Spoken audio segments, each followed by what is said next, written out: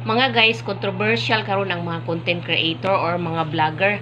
Kay kuno ang mga nadisgrasya sa dalan, dili kuno tabangon, ang unahon kuno ang video-video.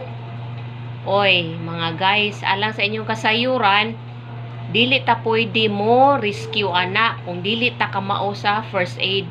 Kay inantigo na siya ang pagtabang. Kay example, nabali na siya, pasin unya inig-alsa na to, musamot siya ka bali.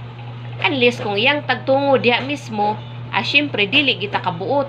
Pero kung kita ni agi ra ta diha unya dili ta swito, ayaw na lang mo pagtuga-tuga og tabang ana.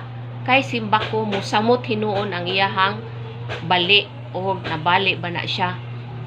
So mauna guys, dili niyo pasangilan ang vlogger nga nagvideo-video lang. Nagvideo na lang siya niya, pero makatabang ba yan ang iyang pagvideo? Kay iya man ang i-share. So nakabalo na iyang mga kaparentihan. Diba guys? Oh, thank you for watching.